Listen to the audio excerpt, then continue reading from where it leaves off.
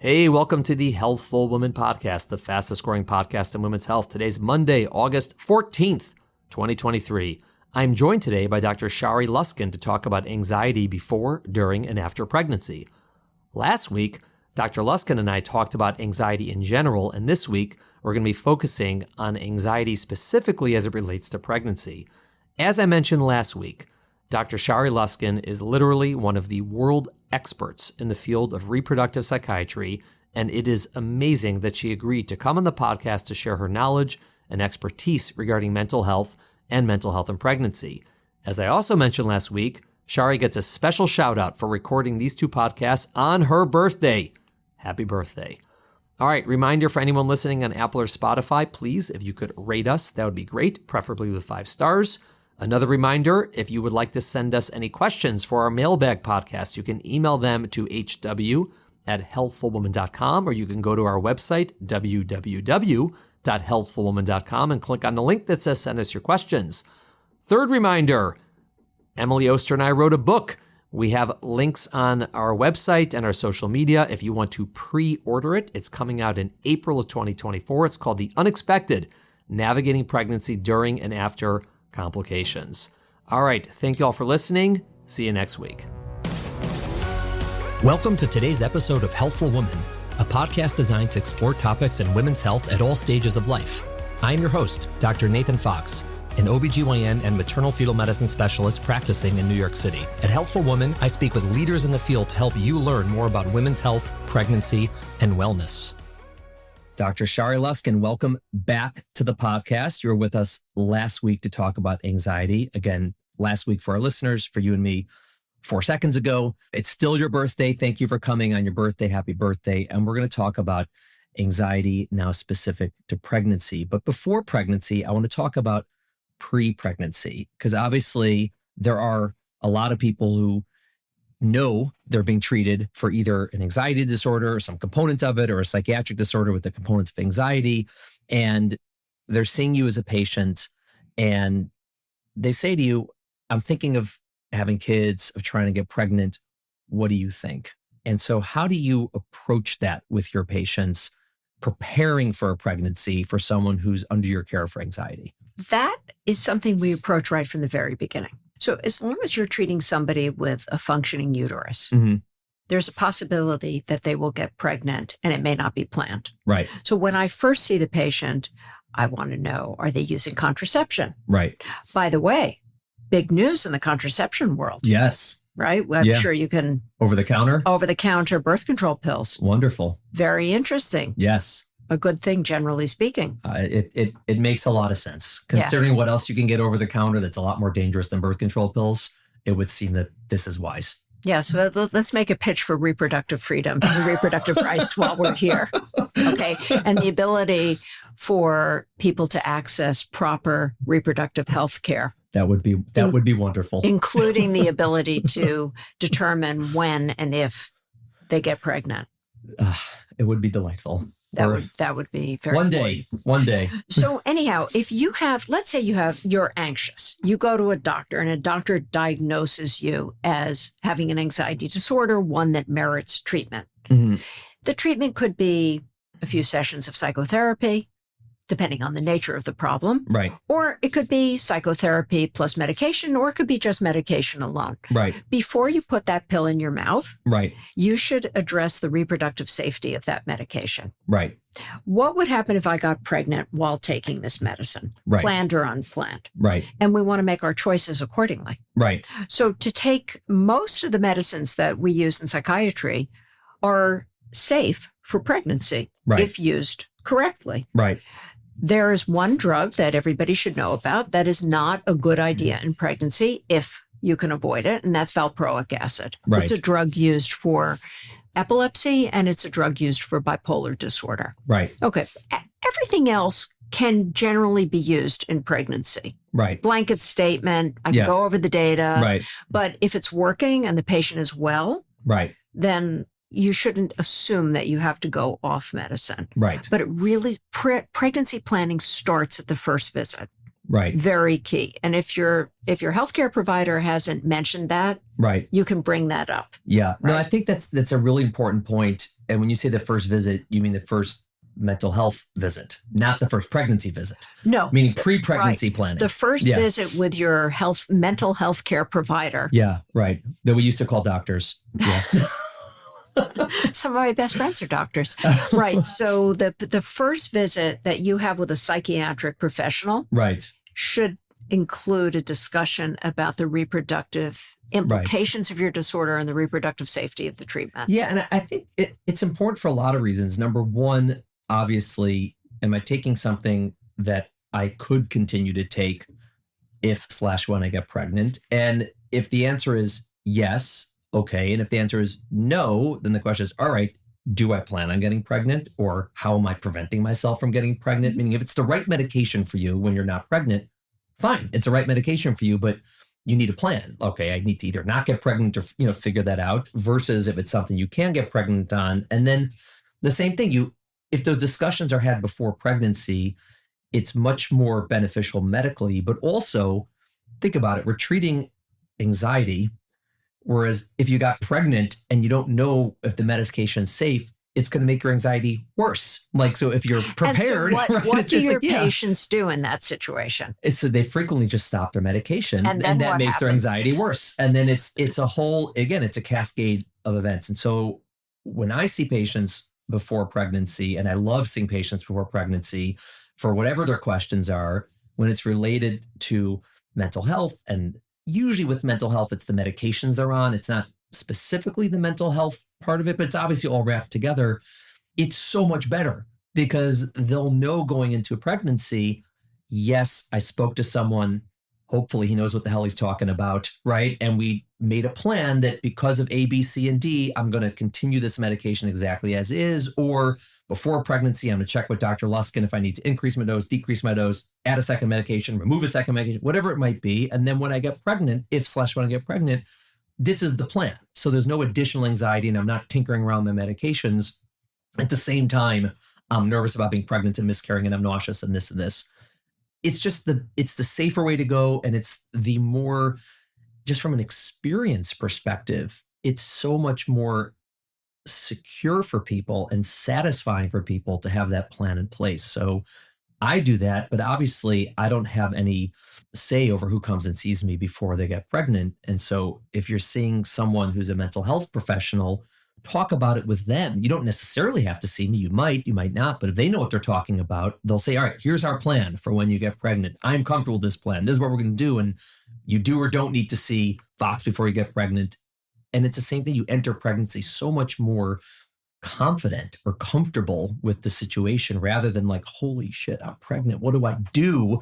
Like that's not a good situation to be in for people, especially those who have an underlying anxiety disorder. So we said last week, in quotation marks, we said that a little anxiety is good because it helps you prepare for a threatening situation or a potentially or an important situation. It helps you prepare. So this is an example of where a little anxiety about what you're taking and what its impact on pregnancy would be helps you prepare by discussing it with your doctors.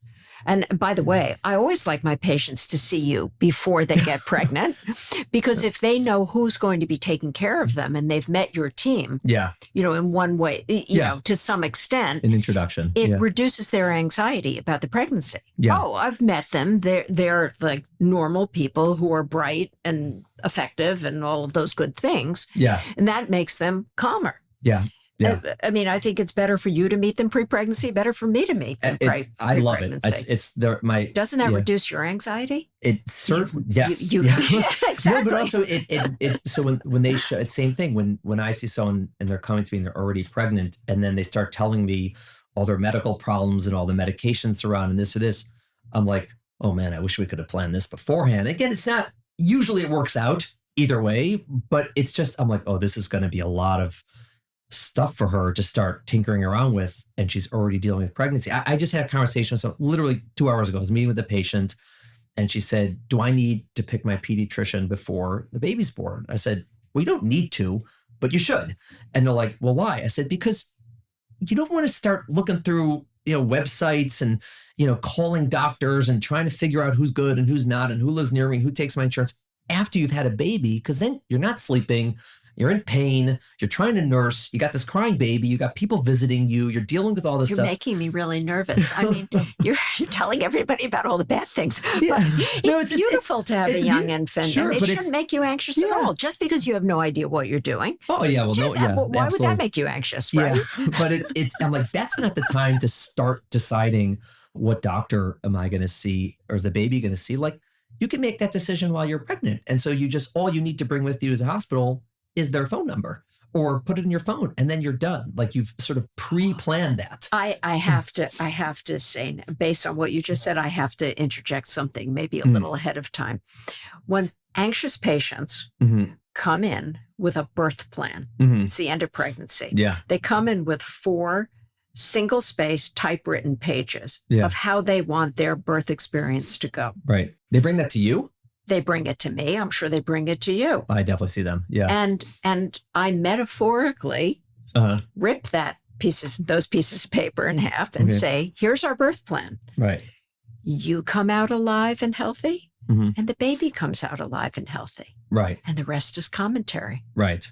Because they're very anxious. And when you're too anxious and you try to micromanage a situation that's not in your control, because you're not in charge of the team, you're not in charge of the hospital. I mean, it's just impossible for you to control all of that. Right. It increases the possibility that things will not go the way you want them to go. Yeah. Because you're focusing on something that's really not essential. Right. And you may distract somebody from doing what they're supposed to be doing. Now, of course, it's our job as the doctors to stay focused on the essentials. Right. But you don't want to kind of distract people if you don't have to. It's so interesting. I never thought of, I mean, obviously I've thought a lot about birth plans. We had a podcast on it and we spoke a lot about it and how that they're not conceptually a bad thing and people should have preferences and talk about it, but it's mostly the solution ultimately was it's not about the plan on paper. It's about a conversation with your doctor, your midwife in advance. Is this the type of person who I trust to make good decisions? Here's how do I want an epidural? Do I not want an epidural? This is sort of how I want it to go. Is that doable? Is it not doable? Is it safe? Is it not? It's a conversation.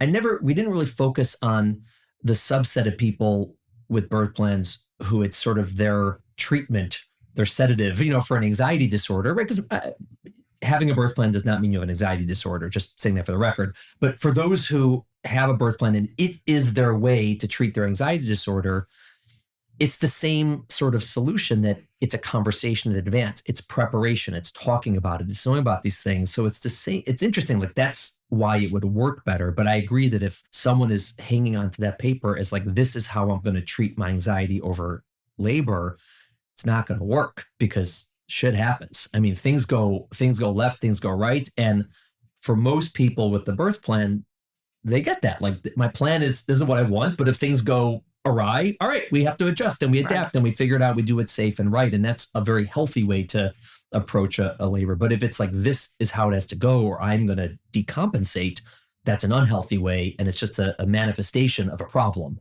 It's not the birth plan, it's a problem. Yeah. I will encourage the patient to talk with the OB about the plan in general. Like you said, maybe change the dose epidural or C-section. But, I think if somebody says, I am not having a C-section, no matter what, it really it traps them because very often, forget the high rates of C-sections. Right. There are legitimate medical reasons for having a C-section. Right. But if you put yourself in this box that you're not having a C-section, you're having a vaginal birth, no matter what, you really can interfere with your medical care. Yeah. And so I think it's important for patients to understand that their general wishes need to be respected. And of course, you want to make sure the staff is listening to the patient and respectful of the patient.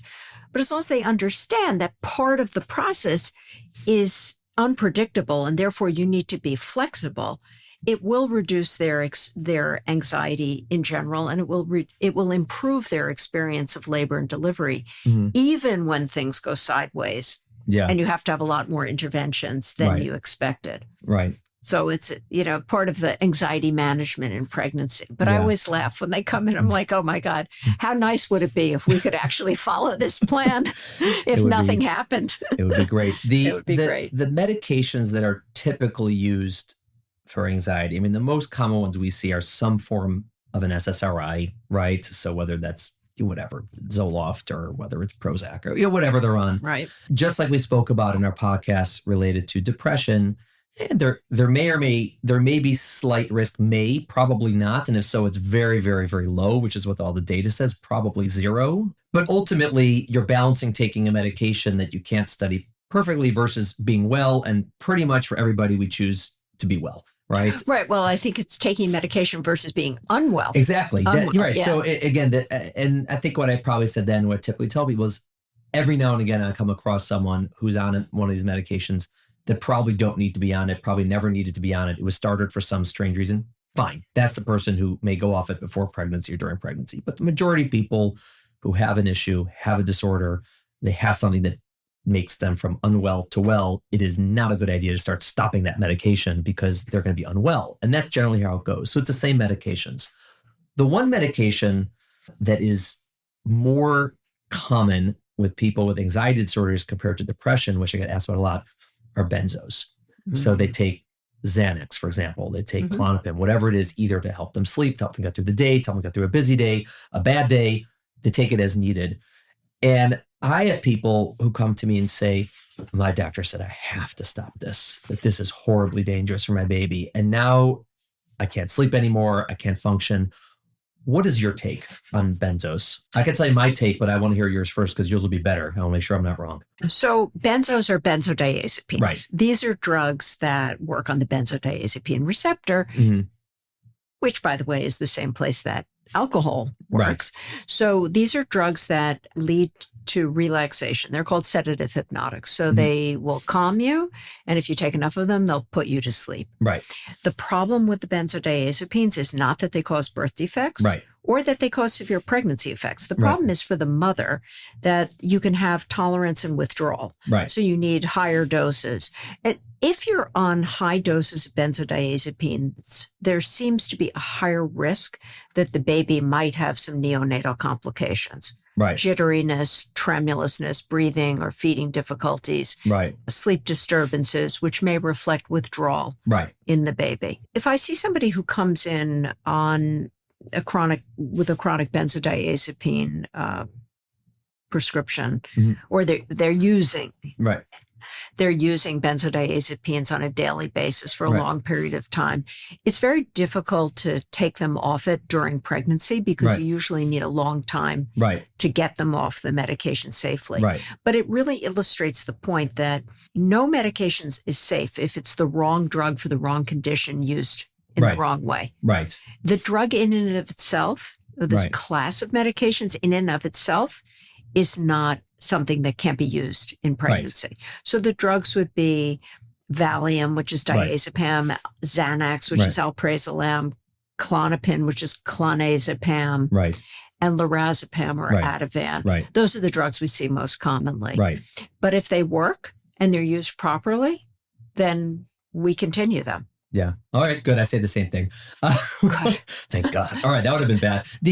And I think that sometimes it comes about from not even older data, but older recommendations where I think some of it was like people who in the 70s were like abusing Valium at the same time as cocaine or something, and it got mixed together. And, but it's not, like you said, that's not how it's supposed to be used. That's not the relevant, comparison, but someone who takes it for as needed for sleep, or they take it as needed on a certain day, or even like you said, it's someone who that's what they need to get through a day. That's part of their medication.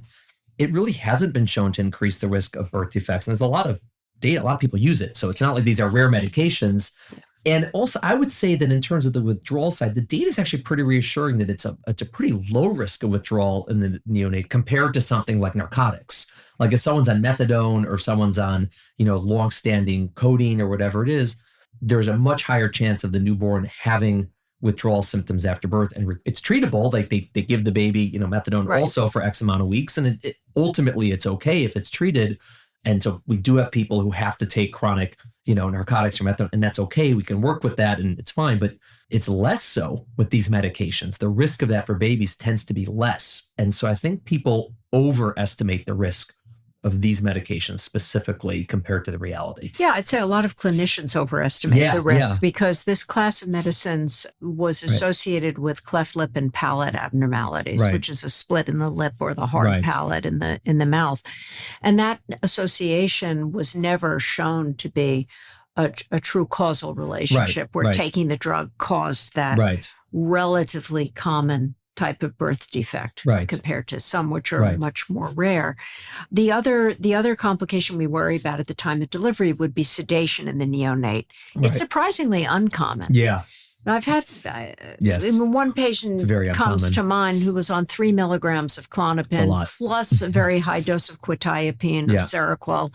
Very complicated bipolar disorder. Came to me on the cocktail. Yeah. And there was no way. Yeah. There was just no way to get her onto a lower dose of medicine. Right. You know, we were kind of stuck with it. If she'd come to me a year before she got pregnant, that would have been different. But we were stuck. And that baby came out kicking and screaming and, you know, asking for a bottle. Basically, it was like, no problem. Yeah. So maybe you could answer this question for our listeners. How common are neonatal complications in general, like the transient neonatal complications? Before you answer, I want you to answer that because my medicines are always blamed for it. Yes. Well, no, it's easy if we can blame someone else. It's works for me all the time. So it depends on the complication. If you're like, for example, what's the chance my baby's going to go to the NICU, right? Something like that. Because that's like practical for parents. Right. The biggest predictor of that is the gestational age at delivery. So, you know, at 37 weeks, give or take 10% of those babies will go to the NICU, plus 8 to 10%. Under 37 weeks, it's higher, right? If you're 28 weeks, it's 100% and whatever. Over 37 weeks, fine. At 38 weeks, let's say it's about, I'm not a neonatologist, but these are approximate numbers. Let's say it's, 5 to 6%. And at 39 plus weeks, let's say 2% and it's sort of stable. Okay, so those are the rates. What is the chance my baby's going to have a complication that seems to be something that could be from a medication, like the baby's too sleepy or the baby's too jittery? Like those are the two things, like too sedated, not sedated enough, right? Those types of things. It's very low. The chance that a baby's going to go to the NICU for those things is very low for everybody. The main reason babies go to NICU at full term, again, is either because there's a concern about an infection in the baby, like a mom had a fever in labor and this or that, or the baby's not breathing well or sort of working hard to breathe. That's not jittery. That's not sleepy. Like they see them working hard to breathe, and that's a concern. Those are the top reasons, or maybe low blood sugar, also not related. So I would say very, very low in terms of things that could be related to a psychiatric medication. And so are they related to the psychiatric medication? That's what I'm saying. The breathing things, as far as we know, no. Exactly. Yeah. So now, so of that 10%, minuscule would be for something like baby's too jittery, baby's too sleepy. It's not the types of things that babies typically get admitted to the NICU for. So the point is there are complications at the time of delivery. Yeah. But when a woman is taking a psychotropic medication, very unlikely to be the cause. The knee-jerk reaction on the part of the doctors is to attribute it to the psychiatric medication. Absolutely. Even though... Because otherwise they'll attribute it to us. To the doctor. You did a bad job. No, the vast majority of reasons baby goes to NICU has nothing to do with the medication the mom was on or the doctor. It's usually just how the baby's breathing status. And again, most of the babies who go to the NICU, again, at full term, it's just to be cautious, meaning if they somehow didn't go to the NICU and they went to regular nursery, the vast majority of the babies would just be fine, right? Because most of the kids going, so we use it. Again, the kids who go to the NICU at 37, 39 weeks, frequently they're there just to be observed in a closer setting. It doesn't mean there's actually anything wrong or anything's happening. They're like, all right, we'll watch you a little closer. And that happens a lot. So yeah, the class of medications where we are concerned about the effects of the baby right after birth is really, really concentrated on like narcotics, because that is that's well known. If you're addicted to narcotics, they're rapidly metabolized, so that means the amount that's in the baby's bloodstream is cleared very quickly, so the baby can have withdrawal symptoms. Yeah, and so and that's well known, but treatable. Well known, and we know in advance. These are people who we tell them like, all right, you're on methadone because you've had an addiction. This is how you're treating. This is how you're well.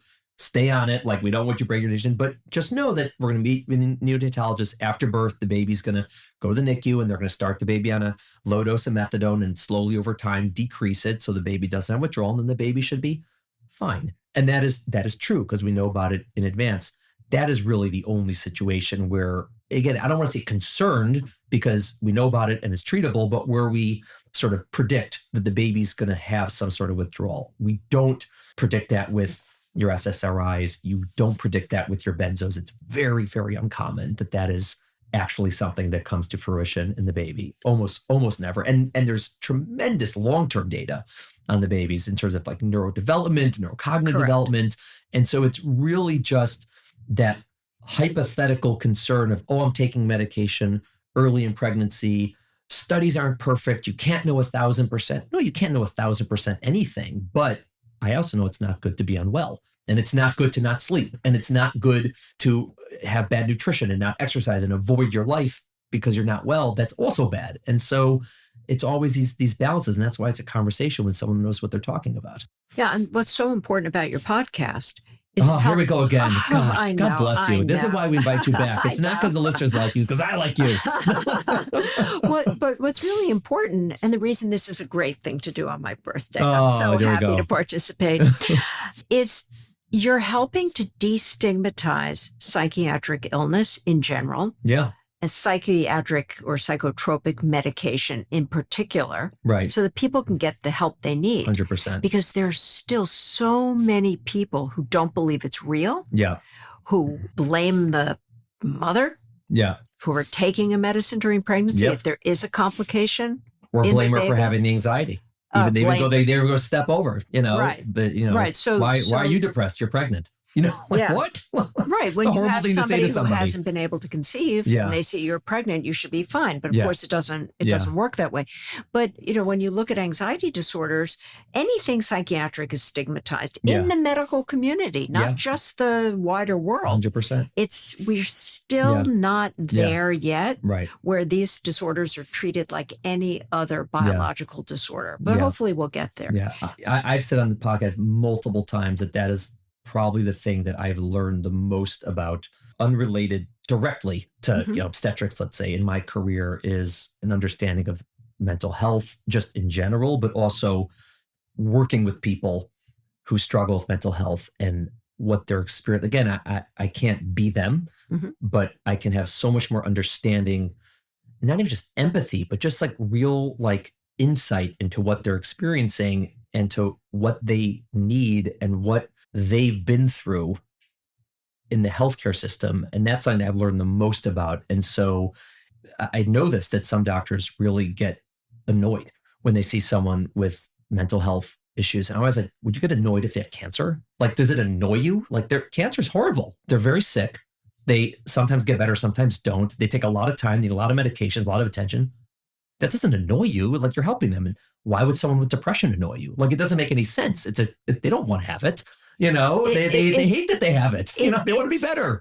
The prejudice goes back. I mean, it just goes back so far. I don't even know when it started. Well, it goes back to the fact that you can't see it. Yeah. I mean, actually, you can see depression. Right. You can see anxiety. You can probably diagnose it looking in the waiting room. It can't get on a piece of paper and a blood test. Right. And there's the option to blame someone for it. It's not right. It's wrong, but it's doable. And you can't blame someone for getting cancer. I don't know, you want to say because a behavior they had, but whatever. They smoked or whatever. But that's the exception, pretty much always. And it's just, it's horrible. But we digress.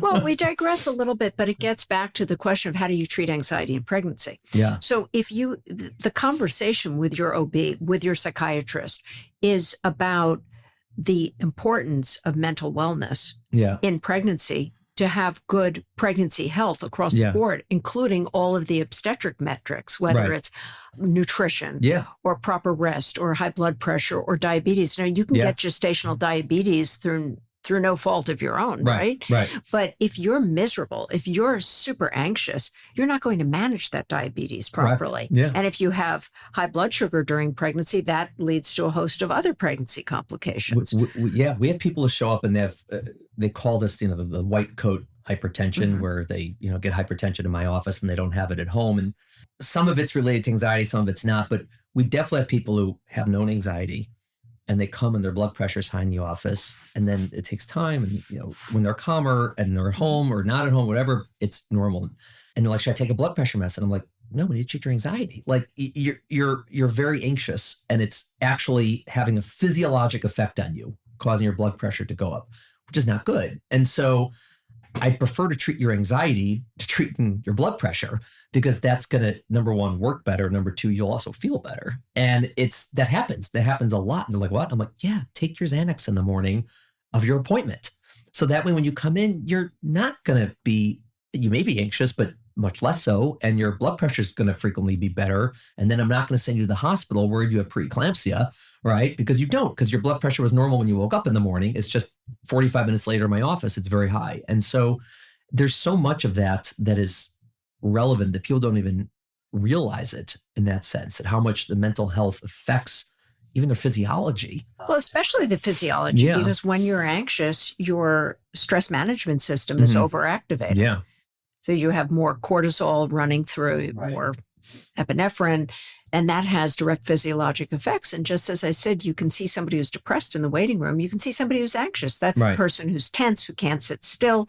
There are actual physical components to the emotional state of anxiety. Right. So in case you thought it wasn't real, and it's all in your head, there's that famous joke about the guy who, do you know this one? No. The guy, Sadie and Max, who are in their 80s, go to the neurologist. Sadie's waiting for hours. Max comes out. He says, "Oh, thank God it's a brain tumor. I thought it was all in my head." Right? But Yeah. So for anybody who doubts that anxiety is real, look in the waiting room. Yeah. Yeah. Right. Look at what happens with white coat hypertension. Doesn't white coat hypertension, isn't that a marker for hypertension in general? It's interesting. It's complicated because it seems that people with white coat hypertension have a higher chance of getting hypertension in general, but it's also clearly related to some form of response, like anxiety. No. I mean, it's definitely related to anxiety, but long term, it's actually a marker for a hyperreactive vascular system. Exactly. Or that long-standing anxiety can actually lead to hypertension. One or the other. I don't know. One or the other. Well, I don't know. It's a bidirectional relationship. Do you find in your own patients that anxiety tends to worsen over the course of pregnancy, get better? Depends on the circumstances, obviously. What do you tend to see? It depends. Now, if you have panic disorder, which is panic attacks with or without agoraphobia, agoraphobia being a fear that you'll have a panic attack in some place where escape is impossible or help's not available, and you'll have a heart attack, a stroke, or go crazy. If you have panic disorder, it tends to get worse in pregnancy. And instead of your panic attacks lasting 30 minutes to an hour, they can become pancycle panic attacks. And you can have nocturnal panic attacks, whereas you might not have had those before. So the panic can start at different times and it can last for hours and even days. And then it can tip you into a more severe anxiety / depression type of situation. Obsessive compulsive disorder can also get worse in pregnancy, because you have more things to worry about. Right now, you're worried about how everything that happens to you could affect the baby. Depression, we know, can get worse in pregnancy. And all of them can get worse postpartum. And everything can get worse postpartum. And GAD, generalized anxiety disorder, can get worse because, I mean, not just if you weren't aware of all the things that can go wrong, the fact that you have to see your healthcare provider, doctor, or whichever obstetrical provider you're seeing, that you have to have regular checkups. That's like a little red flag that they're looking for stuff. We could talk about ultrasounds for a second. Okay, let's do it. Okay. You're a specialist. You're a maternal fetal medicine specialist. You guys are the ultrasound gurus of New York City the surrounding region. We'll take it. Absolutely. All right. True or not, I'll take it. That's fine. It's true. Okay. So I'll never forget going into a mall and seeing a huge banner from a radiology practice that said, "Meet your baby come have a 4D ultrasound. Right. And I looked at that and I had a panic attack. Right. Because you're not doing prenatal ultrasound to introduce the patient to her baby. Right. You're doing it to look for problems. Right. If there are no problems, it's nice to get a picture of the baby and maybe facilitate bonding during the pregnancy. But you're really doing it to look for problems. So especially for anxious patients, every time they have a test, quote unquote, routine screening in pregnancy, they're not stupid. Yeah. They know you're looking for problems. So they get anxious in anticipation of the test. Yeah. And one test is good. So then they're worried about the next test. Yeah. And whenever you see people advertising ultrasounds for sort of bonding purposes. Yeah, I'm not a big fan of those. Yeah. Yeah. It could be an issue. What's an interesting subset of patients I find is people who don't have, let's say they don't have an anxiety disorder, they don't have anxiety typically, but almost like a PTSD, since they had a bad outcome in the prior pregnancy, when they are pregnant again, they have horrible, horrible anxiety. But it's situational, right? It's almost like they're always standing on the street with the bus coming at them. Again, it's normal in a sense because let's say they had a stillbirth and a horrible thing last pregnancy. And so they get pregnant and they're a little bit anxious. And then as they get more pregnant and they're approaching the time when then the stillbirth last pregnancy, they're getting horribly anxious, way worse than the person who has an anxiety disorder and is on 3 medications. But it's also quote unquote normal. Like it's understandable. Like it makes a lot of sense that they have crazy anxiety. And so if someone like that is coming to see you, meaning when they're not pregnant, they're basically fine, let's say, right? They're obviously scarred because of, and hurt because of what happened to them a year ago, 2 years ago, 3 years ago, but they don't have an anxiety disorder. They're fine leaving the house. They can work, they can do those things, but then they're pregnant and it's debilitating. Do you treat it the same way you would an anxiety disorder, or is it different because if it's very situational for the pregnancy? How do you approach, I assume you see people like that all the time. How do you approach them compared to someone who has it always, let's say? Well, we come back to the original principle that a little anxiety is adaptive and too much anxiety interferes with your ability to live, to live your life. Right. So, I mean, the therapeutic approach is to acknowledge that there's a real potential threat. Mm-hmm. That's more real to them because they've lived through it than somebody who hasn't had a poor pregnancy outcome before. I mean, ranging from miscarriage to stillbirth or whatever, or a crash delivery that was painful and life-threatening in some way. To then saying, well, how can we mitigate the risk of a poor outcome? It sounds like poor outcome is the wrong word, but what can you do to reduce the risk that things won't go as planned, or reduce the risk that you might not have a healthy baby? So we want to be proactive. It means going to your OB visits, seeking a specialty consultation with the best maternal fetal medicine group in the country. I tell people, you guys are so good that you saved my patients twins by gestational carrier in the Midwest, born in the Midwest. And it's true. It's true. It's without even seeing them. You actually did. But anyway, get the maternal fetal medicine consults you need. And then if the anxiety is keeping you up at night, or you're not eating properly, you can't sleep, you can't function, we medicate it. If talk therapy is not adequate. So there's a real threat, but your body is reacting, perhaps not overreacting, but that reaction can take on a life of its own, independent of what started it in the first place. So that's how we approach it. Fascinating. Really interesting. And again, anxiety is something that's actually routinely screened for postpartum. It's because, again, someone without anxiety can get postpartum anxiety, just like postpartum depression. Again, this is something we've spoken about before, but it's just a reminder that it's not unique to pregnancy. It can be postpartum. It can get worse, but it also, happen for the first time in someone unsuspecting. Shari, thank you so much for coming on, for spending all this time on your birthday with me and with our listeners, doing 2 podcasts back to back, which I really appreciate. It's awesome. It's great to see you. Thank you so much. You're welcome. Thank you for listening to the Healthful Woman podcast. To learn more about our podcast, please visit our website at www.healthfulwoman.com. That's HealthfulWoman.com. If you have any questions about this podcast or any other topic you would like us to address, please feel free to email us at hw@healthfulwoman.com. Have a great day. The information discussed in Healthful Woman is intended for educational uses only and does not replace medical care from your physician. Healthful Woman is meant to expand your knowledge of women's health and does not replace ongoing care from your regular physician or gynecologist.